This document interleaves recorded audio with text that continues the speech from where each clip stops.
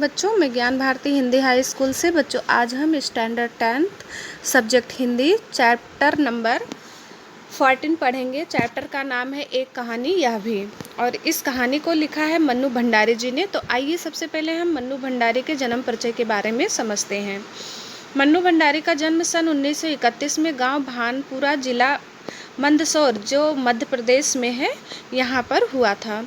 परंतु उनकी इंटर तक यानी 12वीं की शिक्षा दीक्षा हुई राजस्थान के अजमेर शहर में। बाद में उन्होंने हिंदी में एमए किया और दिल्ली के मिरांडा हाउस कॉलेज में अध्यापन कार्य भी उन्होंने शुरू किए। उसके बाद वहां से अवकाश प्राप्ति के बाद आजकल वो दिल्ली में ही रहकर स्वतंत्र लेखन कर रही हैं। मतलब वहाँ से जब रिटायर हुई उसके बाद वो दिल्ली में आ गई और वहाँ पर आकर के ये साहित्य लेखन कर रही हैं। स्वतंत्रोत्तर हिंदी कथा साहित्य की प्रमुख हस्ताक्षर मन्नू भंडारी की प्रमुख रचनाएं हैं एक प्लेट सैलाब, मैं हार गई, यही सच है, त्रिशंकु, इनकी कहानी संग्रह आपका बंटी, महाभोज उपन्यास है। इसके अलावा उन्होंने फिल्म एवं टेलीविज़न धारावाहिकों के लिए भी कुछ पटकथाएं यानी कहानियां लिखी हैं। हाल में ही एक कहानी यह भी नाम से आत्मकथ्य का एक प्रकाशन है ये। उनकी साहित्यिक उपलब्धियों के लिए हिंदी अकादमी के शिखर सम्मान सहित उन्हें अनेक पुरस्कार भी दिए गए हैं, जिनमें भारतीय भाषा परिषद, कोलकाता राजस्थान संगीत नाटक अकादमी, उत्तर प्रदेश हिंदी संस्थान के पुरस्कार शामिल हैं।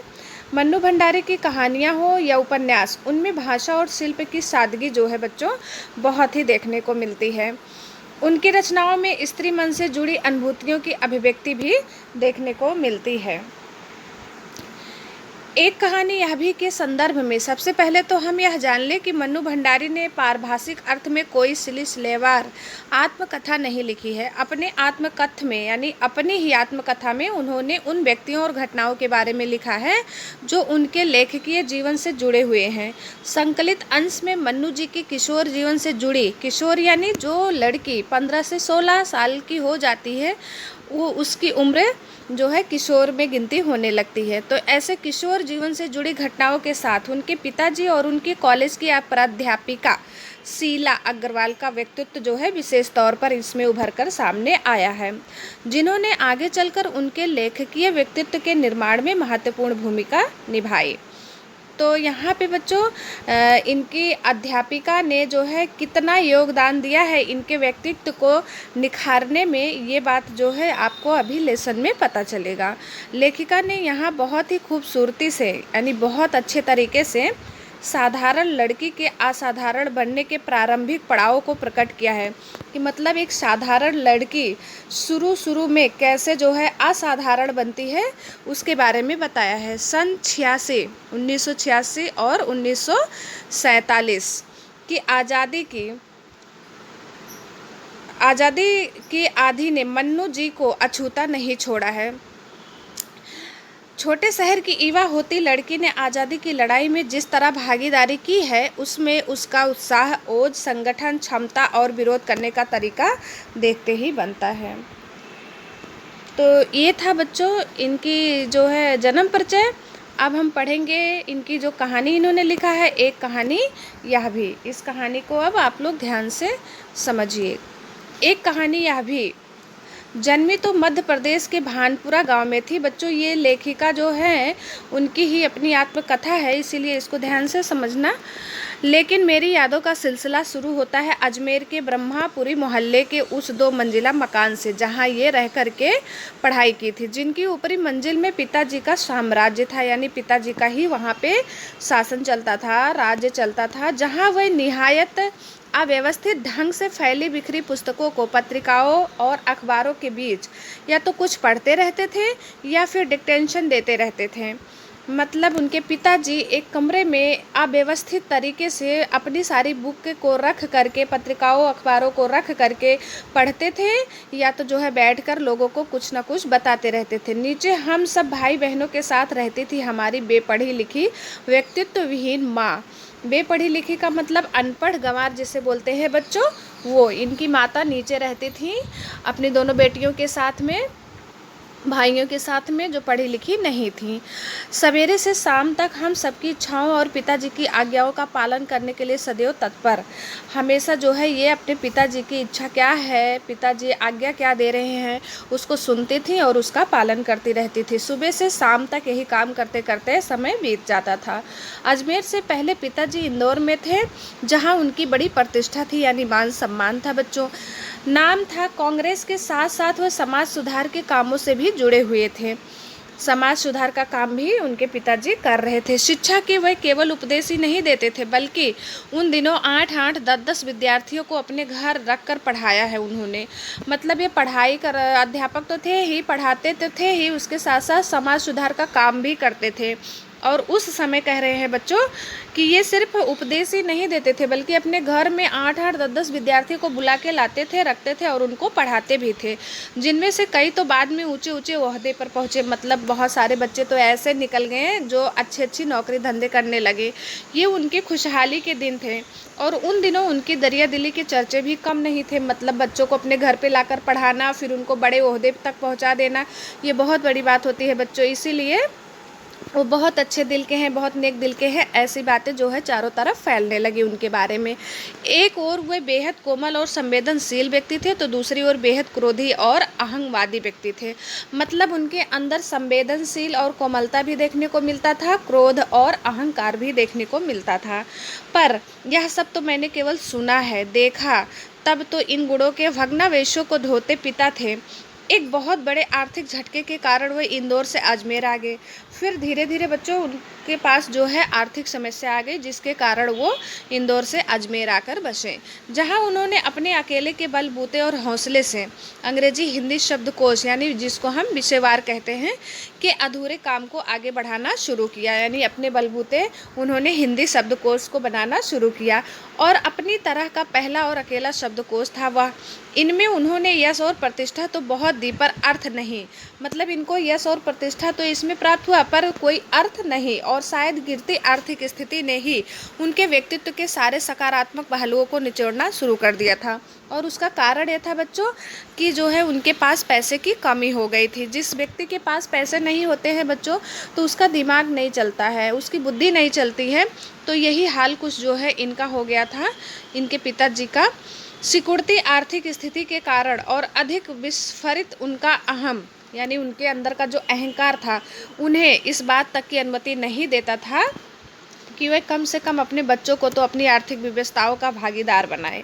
मतलब उनके अंदर इतना घमंड भरा हुआ था, उनके पास पैसे नहीं थे, पैसे के इंतजाम भी अच्छी तरह से नहीं कर पा रहे थे, फिर भी अहंकार के कारण वो अपने बच्चों से भी इस बात को साझा नहीं करते थे। नवाबी आदतें, अधूरी महत्वाकांक्षाएं हमेशा शीर्ष पर। मतलब वो नवाबी आदत का मतलब होता है अच्छे तरह से रहना, चलना, बोलना, घूमना फिरना, और अधूरी महत्वाकांक्षाएं, जो भी कुछ इच्छा होती थी वो पूरी नहीं होती थी, लेकिन फिर भी ये सब उनके हमेशा सिर पे जो है रहने के लिए तैयार रहते थे। हाशिए पर सरकते चले जाने की यातना क्रोध बनकर हमेशा। मतलब इनके अंदर इन सब बातों को लेकर जब क्रोध उठता था, तो वो क्रोध हमेशा माँ को कपाती थरथराती रहती थी। मतलब सारा गुस्सा जो है मन्नू जी के पिता अपने पत्नी पर उतारते थे। अपनों के हाथों विश्वासघात की जाने कैसी गहरी चोटें होगी वे जिन्होंने आंख मूंद कर सबका विश्वास करने। अब यहाँ पे कह रहे हैं कि सारा गुस्सा तो जो है मन्नू भंडारी के जो पिताजी थे वो अपनी पत्नी पर उतारते थे, तो वो अपनों के हाथ में ही विश्वासघात की जाने वाली गहरे चोट को सहती थी, जिन्होंने आंख मूंद कर सबका विश्वास किया। ऐसे पिता को बाद के दिनों में इतना शक्की बना दिया था कि जब तब हम लोग भी उनकी चपेट में आते ही रहते थे। मतलब वो पिताजी इतने शक्की बन गए थे धीरे धीरे, उनका मतलब स्वभाव इतना ख़राब हो गया था कि कभी कभी पत्नी के अलावा बच्चे भी जो है उनका शिकार बनने लगे थे। और बच्चों में उनके भाई नहीं, बल्कि उनकी 2 बेटियां जो थी वो। पर यह प्रीत गाथा मैं इसलिए नहीं गा रही कि मुझे उनका गौरव गान करना है, बल्कि मैं तो यह देखना चाहती हूँ कि उनके व्यक्तित्व की कौन सी खूबी और खामियाँ मेरे व्यक्तित्व के ताने बाने में गुथी हुई हैं। तो ये बता रही है बच्चों लेखिका कि मैं ये जो अपने पिता की जो कहानी है, मैं ये इसलिए नहीं बता रही हूँ कि मुझे उनका गौरवगान करना है, मतलब सम्मान बढ़ाना है, बल्कि मैं ये बताना चाहती हूँ, देखना चाहती हूँ कि उनके व्यक्तित्व की कौन सी ऐसी खूबी है या कौन सी ऐसी कमियाँ हैं जो व्यक्तित्व के ताने बाने में उनकी गुथी हुई हैं, या कि अनजाने अनचाहे किए उनके व्यवहार ने मेरे भीतर किन ग्रंथियों को जन्म दिया है। मैं ये सिर्फ जानना चाहती हूँ। मैं काली हूँ, ये अपने आप को लेखिका बोल रही है बच्चों, कि बचपन में दुबली और मरियल भी थी। गोरा रंग पिताजी की कमजोरी थी। अब ये जो है मन्नू भंडारी देखने में कैसे हैं बच्चों? काली हैं, और बचपन में दुबली पतली मरियल से भी दिखती थी। तो इनके पिताजी को ये पसंद नहीं आते थे, क्योंकि इनके पिताजी को गोरा रंग अच्छा लगता था। सो बचपन में मुझसे 2 साल बड़ी खूब गोरी, स्वस्थ और हंसमुख बहन सुशीला से हर बात में तुलना और फिर उसकी प्रशंसा ने ही की। मतलब इनकी जो बड़ी बहन थी उसका नाम था सुशीला, वो बहुत ही सुंदर थी, गोरी थी, स्वस्थ थी, और ये उसी का उल्टा बिल्कुल बच्चों, बिल्कुल दुबली पतली और काली थी। तो इनकी बहन से हमेशा इनके पिताजी तुलना करते थे और उसी की हमेशा प्रशंसा करते थे, और लेखिका की प्रशंसा नहीं करते थे। क्या मेरे भीतर ऐसे गहरे हीन भाव की ग्रंथि पैदा नहीं कर दी? तो यही लेखिका कह रही हैं। ऐसा करके क्या उन्होंने मेरे अंदर हीन भावना नहीं पैदा कर दी है?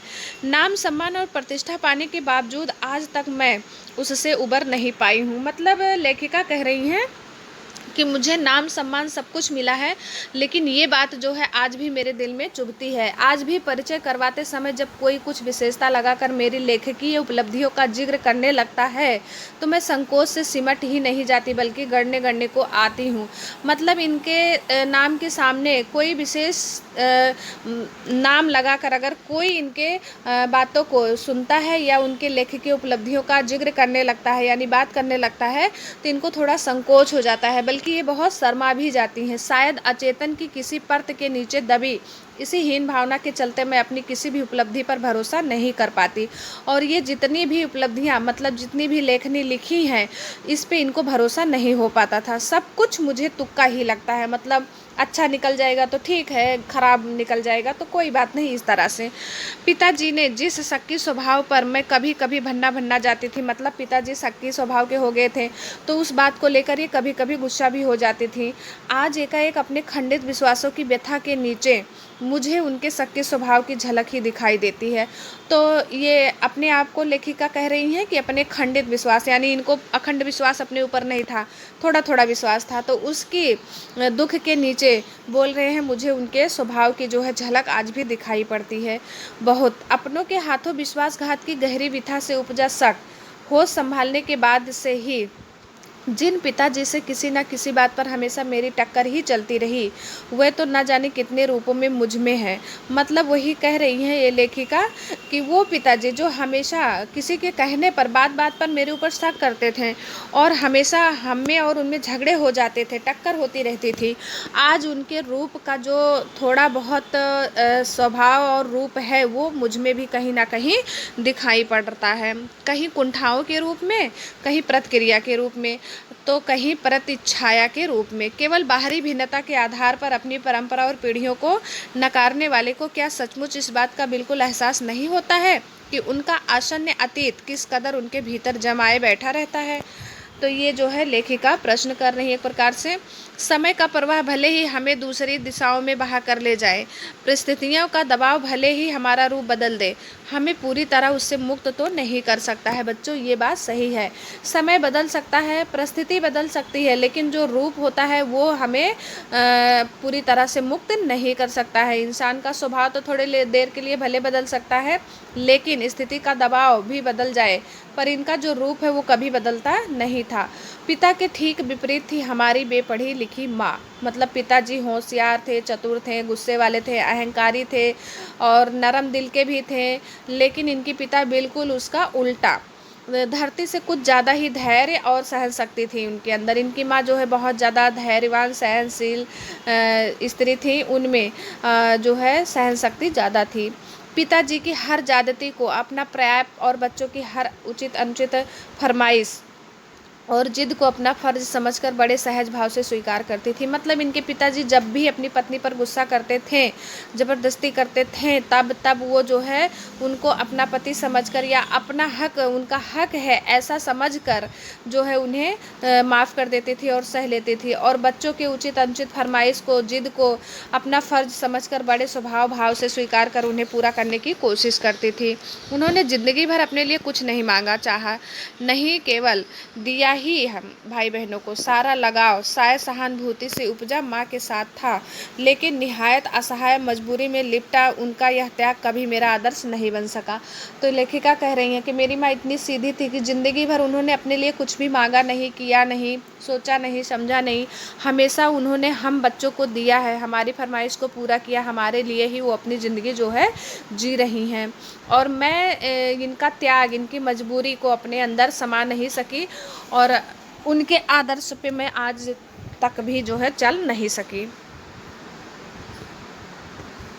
तो इस तरह से कह रही हैं लेखिका बच्चों कि उनका त्याग ना उनकी सहिष्णुता, खैर जो भी हो, अब यह पैतृक पुराण यहीं समाप्त कर अपने पर लौटी हूँ। और लेखिका बोलती हैं कि अब मैं अपने पिता की सारी कहानी को समाप्त करके अब मैं अपने जीवन के बारे में कुछ बताती हूँ। हम 5 भाई बहनों में से सबसे छोटी मैं ही हूँ। सबसे बड़ी बहन की शादी के समय मैं शायद 7 साल की थी और उसकी एक धुंधली सी याद ही मेरे मन में है। मतलब उनकी बहन की जब शादी हुई तब ये छोटी थी, इसीलिए उसके बारे में इनको बहुत ज़्यादा कुछ पता नहीं है। लेकिन अपने से 2 साल बड़ी बहन सुशीला और मैंने घर के बड़े से आंगन में बचपन के सारे खेल खेले। सतोलिया, टांग टांग, लंगड़ी, पकड़म पकड़ाई, काली टोली, तो कमरों में गुड्डे गुड्डियों के ब्याह भी रचाए। मतलब इस तरह से अपने 2 साल बड़ी बहन के साथ इन्होंने सारे खेल खेले हैं। पास पड़ोस की सहेलियों के साथ यूँ खेलने को हमने भाइयों के साथ गिल्ली डंडा भी खेला और पतंग उड़ाने, कांच पीसकर माजा सूतने का काम भी जो है इन्होंने किया है साथ में मिलकर। लेकिन इनकी गतिविधियों का दायरा घर के बाहर ही अधिक रहता था और हमारी सीमा घर के अंदर थी। तो ये दोनों बहनों में इतना भेदभाव था बच्चों की, ये सारे लोग बाहर जाकर भी खेल आते थे लेकिन ये हमेशा घर के अंदर में ही रहती थी। हाँ, इतना ज़रूर था कि उस ज़माने में घर की दीवारें घर तक ही समाप्त नहीं हो जाती थी बल्कि पूरे मोहल्ले तक फैली रहती थी। इसीलिए मोहल्ले के किसी भी घर में जाने पर कोई पाबंदी नहीं थी। मतलब कह रही हैं जैसे आज के ज़माने में बच्चों देखा जाता है लोग फ्लैट में, टेनामेंट में रहते हैं तो अपने घरों में ही अंदर ही रहते हैं, वो किसी के घर में या किसी के द्वार पे खेलने की ना जगह होती ना जा पाते हैं। लेकिन पहले के ज़माने में ऐसा नहीं होता था। बड़े बड़े घर होते थे, बड़े बड़े द्वार होते थे और उनकी दीवारें एक दूसरे के घरों से सटे होते थे, तो एक दूसरे के घर पर जाकर बच्चे खेल सकते थे। तो ये भी खेलती थी, इसके लिए कोई पाबंदी नहीं था, बल्कि कुछ घर तो परिवार का हिस्सा ही थे। आज तो मुझे बड़ी शिद्दत के साथ यह महसूस होता है कि बहुत दिनों के बाद ये महसूस होता है कि अपनी ज़िंदगी खुद जीने के इस आधुनिक दबाव ने महानगरों के फ्लैट में रहने वाले को हमारे इस परंपरागत पड़ोस कल्चर से विच्छिन्न करके हमें कितना संकुचित, असहाय और असुरक्षित बना दिया है।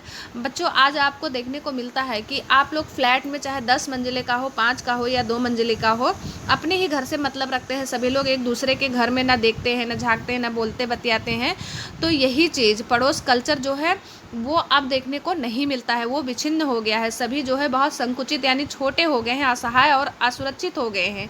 मेरी कम से कम 1 दर्जन आरंभिक कहानियों के इसी मोहल्ले के हैं जहां मैंने अपनी किशोरावस्था गुजार अपनी युवावस्था का आरंभ किया था। और ये लेखिका क्या बोलती है, पहले के ज़माने में एक दूसरे के घर में बैठकर हम लिखते थे, पढ़ते थे, हंसी मजाक करते थे, खेलते थे, जो अब देखने को नहीं मिलता। इन्होंने क्या बताया कि मैंने बहुत सारी कहानियाँ अपने पड़ोस के घर में ही अपने पड़ोसियों के साथ में मिलकर जो है लिखी हूँ। इसके अलावा ये क्या बोल रही हैं कि 1-2 को छोड़कर उनमें से कोई भी पात्र मेरे परिवार का नहीं है, सब मतलब इनके पड़ोस के ही होते थे। बस इनको देखते सुनते इनके बीच ही मैं बड़ी हुई थी, लेकिन इनकी छाप मेरे मन पर कितनी गहरी थी इस बात का एहसास तो मुझे कहानियाँ लिखते समय हुआ। इतने वर्षों के अंतराल ने भी उनकी भाव भंगिमा भाषा किसी को भी धुंधला नहीं किया था और बिना किसी विशेष प्रयास के बड़े सहज भाव से वे उतरते चले गए, मतलब इन पे समाते चले गए। उसी समय के दा साहब यानी दादा जिसको बोलते हैं बड़े, अपने व्यक्तित्व की अभिव्यक्ति के लिए अनुकूल परिस्थितियां पाते ही महाभोज में इतने वर्षों बाद कैसे एकाएक जीवित हो उठे, यह मेरे लिए भी आश्चर्य का विषय था। एक सुखद आश्चर्य, मतलब ये बहुत आश्चर्य का बात है लेकिन जो है सुखद आश्चर्य था, इनको अच्छा लग रहा था। उसी समय तक हमारे परिवार में लड़की के विवाह के लिए अनिवार्य योग्यता थी। उम्र में 16 वर्ष और शिक्षा में मैट्रिक यानी 10वीं पास हो जाओ, 16 वर्ष की हो जाओ तो शादी ज़रूर इनके परिवार में लड़कियों की कर दी जाती थी, जो लगभग अब ये पहुंच रही थी उस वय में। सन 44 में यानी 1944 में सुशीला ने यह योग्यता प्राप्त की और शादी करके कोलकाता चली गई, यानी कलकत्ता शहर चली गई। दोनों बड़े भाई की आगे पढ़ाई के लिए बाहर चले गए। जो दोनों बड़े भाई थे वो आगे की पढ़ाई के लिए कहीं दूसरी जगह चले गए बाहर। इन लोगों की छत्र छाया के हटते ही पहली बार मुझे नए सिरे से अपने वजूद का एहसास हुआ। जब इनके चारों भाई बहन चले गए तब ये अकेली हो गई, तो इनको क्या करना है, ये क्या है, क्या कर सकती हैं, इस बात का इन्हें धीरे धीरे एहसास होने लगा। पिताजी का ध्यान भी पहली बार मुझ पर केंद्रित हुआ। तब जब सारे भाई बहन इनके इधर उधर चले गए, ये घर में अकेली हो गई, तब इनके पिताजी का सारा ध्यान इनके ऊपर जाने लगा। लड़कियों को जिस उम्र में स्कूल की शिक्षा साथ साथ सुघड़ गृहिणी और कुशल पाक शास्त्री बनाने के नुस्खे जुटाए जाते थे, पिताजी का आग्रह रहता था कि मैं रसोई से दूर ही रहूं। मतलब ये शायद रसोई में अच्छे काम नहीं करती थी, अच्छे खाना या पकवान कुछ भी नहीं बना पाती रही होंगी, इसीलिए इनके पिताजी हमेशा बोलते रहते थे कि तुम रसोई से दूर रहो। लेकिन रसोई से दूर अगर इतने साल की बच्ची रहेगी तो बच्चों सोचो वो खाना पीना कैसे बनाना सीखेगी, उसको कैसे जो है कुशल पाक गृहिणी बनाया जा सकेगा। रसोई को वे भटियार खाना कहते थे। मतलब रसोई को ये क्या कहते थे, भटियार खाना, जिसमें बहुत सारे लोगों का खाना बनता है और उनके हिसाब से वहाँ रहना, अपनी क्षमता और प्रतिभा को भट्टी में झोंकना था। मतलब इनके पिताजी ऐसा सोचते थे कि इस भटियार खाना में रह कर के जो है ये कुछ भी कर नहीं सकती है। घर में आए दिन विभिन्न राजनीतिक पार्टियों के जमवाड़े होते थे। इनके पिताजी जो है राजनीतिक से जुड़े हुए थे, तो इसीलिए राजनीतिक पार्टियों के बहुत सारे लोग हमेशा इनके घर में इकट्ठे होते थे और जमकर बहस होती थी उस पार्टी वाले बातों पर। बहस करना पिताजी का प्रिय सगल था। मतलब कोई भी बात उठा लेते थे और उनको अच्छा लगता था उनके पिताजी को, और वो बहस उस पर चालू कर देते थे। चाय पानी या नाश्ता देने जाती तो पिताजी मुझे भी वहीं बैठने को कहते कि मतलब तू भी यहाँ बैठ और सुन। वे चाहते थे कि मैं भी वहीं बैठूं, सुनूं और जानूं कि देश में चारों ओर क्या हो रहा है। देश में हो भी तो कितना कुछ रहा था। सन 1942 के आंदोलन के बाद से तो सारा देश जैसे खौल रहा था। मतलब बहुत दंगा फसाद गुस्से में भरा हुआ था। लेकिन विभिन्न राजनीतिक पार्टियों की नीतियां, उनके आपसी विरोध या मतभेदों की तो मुझे दूर दूर तक कोई समझ नहीं आ रही थी। मतलब ये क्या चाहते हैं, पार्टियों से क्या मिलकर बात कर रहे हैं, इनका क्या मतभेद है, कुछ भी मुझे पता नहीं चलता था। हाँ, क्रांतिकारियों और देशभक्त शहीदों की रोमानी आकर्षक और उनकी कुर्बानियों से जरूर मन आक्रांत रहता था। मतलब अशांत हो जाता था, गुस्से भी थोड़ा बहुत आ जाता था कि किस तरह से उनके देशभक्त शहीदों के जो है कहानी है, क्या हुआ उनके साथ। सो 10वीं कक्षा तक आलम यह था, मतलब समय यह था कि बिना किसी खास समझ के घर में होने वाली बातें सुनती थी मैं, और बिना चुनाव किए, बिना लेखक की अहमियत से परिचित हुए किताबें मैं पढ़ती रहती थी। लेकिन सन 1945 में जैसे ही 10वीं पास करके मैं फर्स्ट ईयर में आई, हिंदी की प्राध्यापिका शीला अग्रवाल से मेरा परिचय हुआ। सावित्री गर्ल्स हाई स्कूल, जहाँ मैंने ककहरा सीखा, मतलब का खा गा, 1 साल पहले ही कॉलेज बना था और वह इसी साल नियुक्त हुई थी। इनकी मुलाकात इनकी प्राध्यापिका शीला से हुई। उन्होंने बाकायदा साहित्य की दुनिया में प्रवेश करवाया। मतलब साहित्य क्या होता है उसके बारे में सब कुछ समझाया। मात्र पढ़ने को चुनाव करके बदले में, पढ़ने क्या बदला, खुद चुन कर किताबें दी। पढ़ी मैं उस किताब को और उस पर बहस की, तो 2 साल बीतते ना बीतते साहित्य की दुनिया शरत प्रेमचंद से बढ़कर जैनेन्द्र, आगे यशपाल, भगवती चरण वर्मा तक फैल गई। मतलब इन सबकी जो है वो बुक को पढ़ी, उनको अच्छा लगा और फिर तो फैलती ही चली गई। मतलब और सारे लेखकों की बुक को पढ़ती चली गई। उस समय जैनेन्द्र जी की छोटे छोटे सरल सहज वाक्यों वाली शैली ने मुझे बहुत आकृष्ट किया था, इनको मतलब अपनी तरफ आकर्षित किया था। उस समय जैनेन्द्र जी की जो छोटे छोटे सरल सहज वाक्य वाली शैली में लिखी हुई कहानियाँ होती थी, कविताएं होती थी, वो सब इन्होंने पढ़ा और इनको बहुत प्रभावित भी किया। सुनीता एक उपन्यास का नाम है, ये भी इन्होंने पढ़ा तो इनको बहुत अच्छा लगा था। अज्ञे जी का उपन्यास शेखर एक जीवनी भी पढ़ा, वो भी इनको बहुत पसंद आया ज़रूर, पर उस समय वह मेरी समझ के सीमित दायरे में समा नहीं पाया था। मतलब पढ़ा, इनको अच्छा भी लगा, लेकिन वो इनकी सोच इतनी छोटी थी, इनकी समझ, इनका दिमाग इतना कम था कि ये अच्छी तरह से उस पूरे बुक को समझ नहीं पाई। कुछ सालों बाद नदी के दीप पढ़ा तो उनसे मन को इस कदर बाधा कि उसकी झोंक में शेखर को फिर से पढ़ गई। और इस बार कुछ समझ के साथ, मतलब उन्होंने जब नदी के दीप नाम का पुस्तक पढ़ा तो उससे इनको, इनके जो मन है, इनके मन में कुछ ऐसी जो है बातें समाई, ऐसी बातें बधी कि उन्होंने सोचा कि शेखर वाली जो किताब है, शेखर नाम का, उसको मैं फिर से पढ़ती हूँ। और पढ़ा तो इनको कुछ और समझ उसमें से आया।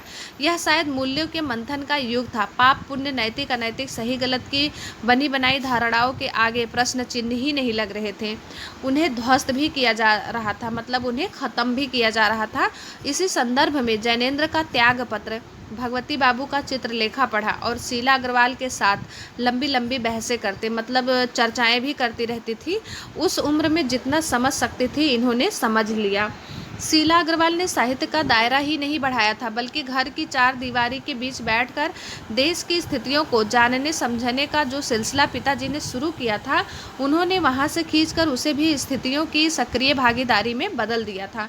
इनके पिताजी ने तो सिर्फ सुनने के लिए बोला था, सुनी थी, लेकिन शीला ने ये सब करा के दिखाया। सन 1946 और 47 के दिन वह स्थितियाँ, उसमें वैसे भी घर में बैठे रहना संभव नहीं था। भला प्रभात फेरियां, हड़तालें, जुलूस, भाषण, हर शहर का चरित्र था।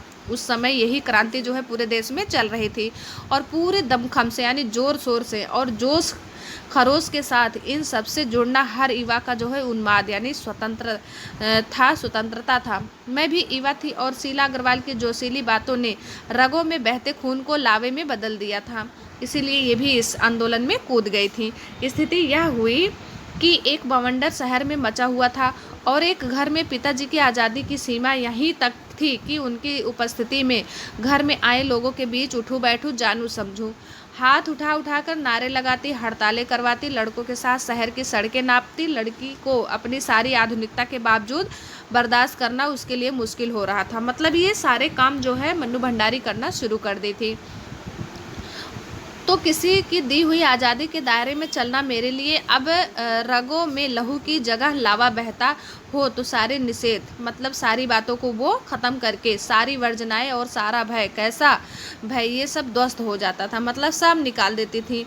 यह तभी जाना और अपने क्रोध को सबको थर्रा देने वाले पिताजी से टक्कर लेने का जो सिलसिला तब शुरू हुआ था।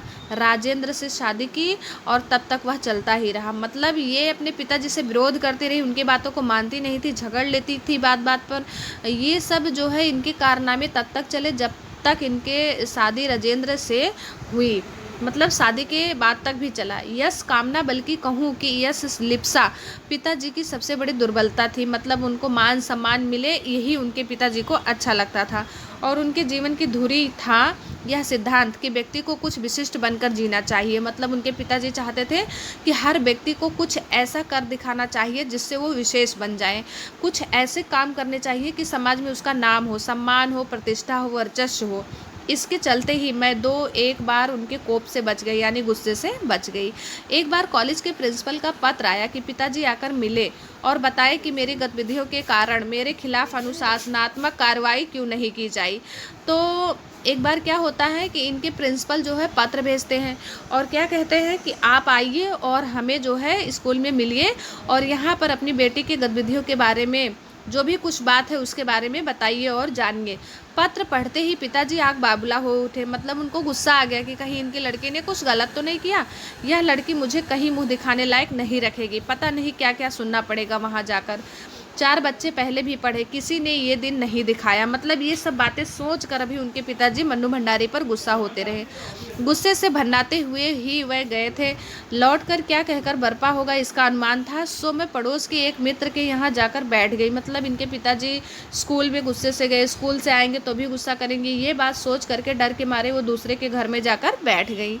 माँ को कह दिया था कि लौटकर बहुत कुछ गुबार निकल जाए तब बुलाना, मतलब जब पिताजी आएंगे और उनका गुस्सा शांत हो जाएगा तब मुझे घर पे बुलाना। लेकिन जब माँ ने आकर कहा कि वह तो खुश ही है, चल यहाँ से चल अपने घर, तो विश्वास ही नहीं हुआ। गई तो सही, लेकिन डरते डरते सारे कॉलेज की लड़कियों पर इतना रौब है, तेरा सारा कॉलेज तुम 3 लड़कियों के इशारे पे ही चल रहा है। मतलब इस तरह की बातें जब करने लगे तब जो है वो खुश हो गई। प्रिंसिपल बहुत परेशान थी और बार बार आग्रह कर रही थी कि मैं तुझे घर बिठा लूँ, क्योंकि वह लोग किसी तरह डरा धमका कर डांट डपट कर लड़कियों को क्लासों में भेजते हैं और अगर तुम लोग एक इशारा कर दो कि क्लास छोड़कर बाहर आ जाओ तो सारी लड़कियां निकलकर मैदान में जमा होकर नारे लगाती हैं।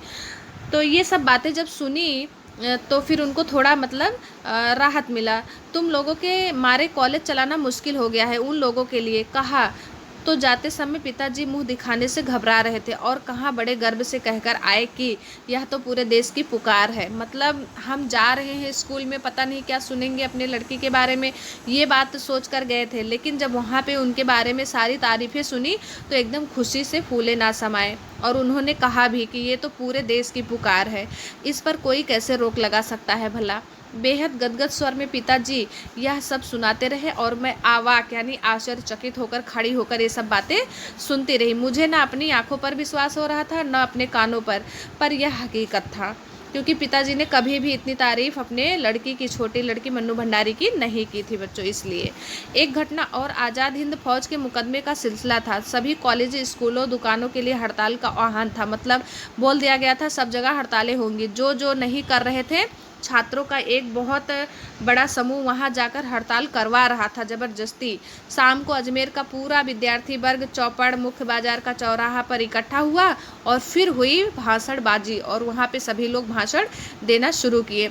इस बीच पिताजी के एक निहायत दकियानूसी मित्र ने घर आकर अच्छी तरह से पिताजी की लू उतारी। मतलब ये सब देखा तो पिताजी के इनके एक मित्र था जो बहुत ही पुरानी बात, पुरानी ख्यालात का था। वो आया घर पे और उनके पिताजी से कहने लगा, अरे उस मन्नू की तो मत मारी गई है, पर मन्नू भंडारी जी आपको क्या हुआ? मतलब आते हैं और भंडारी जी अर्थात मन्नू के पिताजी से कहते हैं कि तुम्हारी लड़की की तो मत मारी गई है, एकदम से उसकी बुद्धि खराब हो गई है। तुमको क्या हुआ है? ठीक है, आपने लड़कियों को आज़ादी दी, पर देखते आप जाने कैसे कैसे उल्टे सीधे लड़कों के साथ हड़तालें करवाती, हुड़दंग मचाती फिर रही है। ये सब बातों का आप ध्यान ही नहीं दे रहे हो। हमारे आपके घरों की लड़कियों को शोभा नहीं देता ये सब। कोई मान मर्यादा, इज्जत, आबरू का ख्याल भी रह गया है आपको या नहीं? इस तरह से आ करके मन्नू भंडारी के पिताजी को जो है उनका मित्र भड़का रहा है। वह तो आग लगा कर चले गए और पिताजी सारे दिन भभकते रहे। मतलब मन्नू भंडारी आए, इसके बाद पिताजी अपना गुस्सा उनके ऊपर उतारे। इस बात को सोच करके पूरा दिन वो गुस्से में तड़पते रहे। बस अब यही रह गया है कि लोग घर आकर थू थू करके चले जाएं। बंद करो अब इस मन्नू का घर से बाहर निकलना। मतलब अपनी पत्नी पे वो बड़बड़ा रहे हैं इस बात को। इस सबसे बेखबर में रात होने पर लौटी तो पिताजी के एक बेहद अंतरंग और अभिन्न मित्र ही नहीं, अजमेर के सबसे प्रतिष्ठित और सम्मानित व्यक्ति थे जिनका नाम था डॉक्टर अम्बालाल जी। वो भी वहां आकर बैठे थे। मुझे देखते ही उन्होंने बड़ी गर्मजोशी से मेरा स्वागत किया और कहा, आओ आओ मन्नू। मैं तो चौपड़ पर तुम्हारा भाषण सुनते ही सीधा भंडारी जी को बधाई देने चला आया। मतलब चौराहे पे तुम जो भाषण दे रहे थे उस भाषण को सुनकर मैं बहुत प्रभावित हुआ और मैं सीधा यहाँ भंडारी जी को बधाई देने आया। I am really proud of you. मैं तुम्हारे ऊपर बहुत गर्व करता हूँ। क्या तुम घर में घुसे रहते हो भंडारी जी? घर से बाहर निकला भी करो और देखो क्या हो रहा है। आपकी लड़की कितनी आगे चली गई है। You have missed something. और वह धुआंधार तारीफ करने लगे। वह बोलते जा रहे थे और पिताजी के चेहरे का संतोष धीरे धीरे गर्व में बदलता जा रहा था।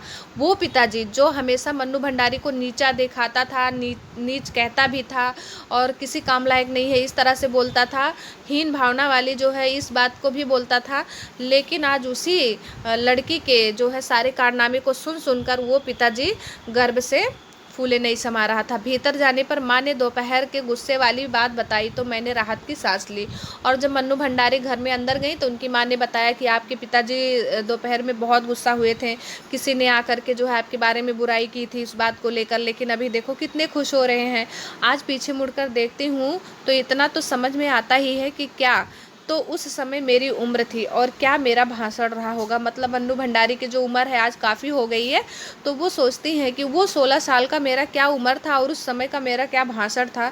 यह तो डॉक्टर साहब का स्नेह था जो उनके मुंह से प्रशंसा बनकर निकल रहा था। यह भी हो सकता है कि आज से 50 साल पहले अजमेर में जैसे शहर में चारों ओर से उमड़ती भीड़ के बीच एक लड़की का बिना किसी संकोच और झिझक के यूं धुआंधार बोलते चले जाना ही इसके मूल में रहा हो। इसीलिए जो है शायद इतनी तारीफ कर रहे थे।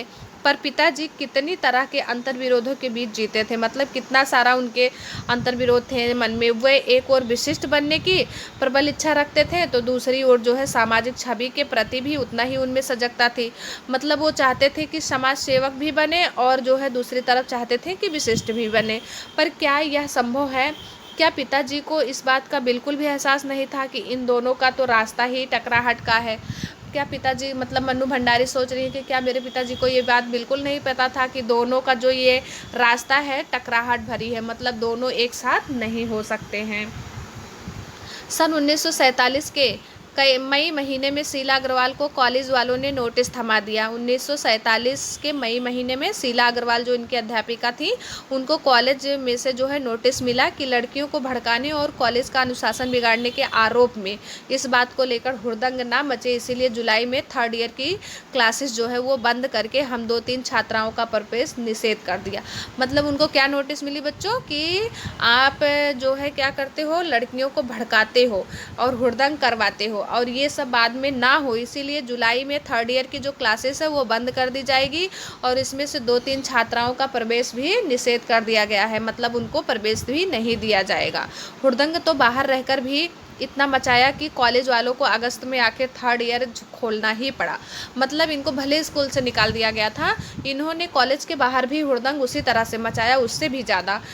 तो सभी लोग हैरान होकर परेशान होकर आखिर में 3rd ईयर का जो क्लास था उसको खोला। जीत की खुशी हुई, पर सामने खड़ी बहुत बहुत बड़ी चिर प्रतिष्ठित खुशी के सामने यह खुशी बिला गई, मतलब उसी में ख़त्म हो गई।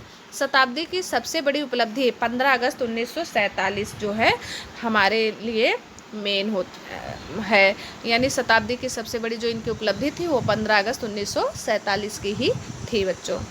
तो ये था पूरा कहानी मन्नू भंडारी का, जो एक प्रकार से आत्मकथा है इनकी। तो इस कहानी को भी आप लोग 2 बार पढ़िएगा अच्छे से। और इसके बाद नीचे प्रश्न अभ्यास दिए हुए हैं, इसके सारे प्रश्न हैं, ये इन प्रश्नों को आप लोग इसी बुक में से ढूंढकर अच्छे से नोटबुक में सुंदर राइटिंग में लिखिएगा। इसके साथ नीचे शब्द संपदा है, इसको भी लिखना ज़रूरी है, और इसके साथ सारे स्वाध्याय को लिखकर याद करिएगा। साथ साथ में इस वीडियो को लाइक और सब्सक्राइब जरूर करिएगा आपको, ताकि रोज़ डेली इस तरह से नए नए वीडियो मिलते रहे। Okay, thank you.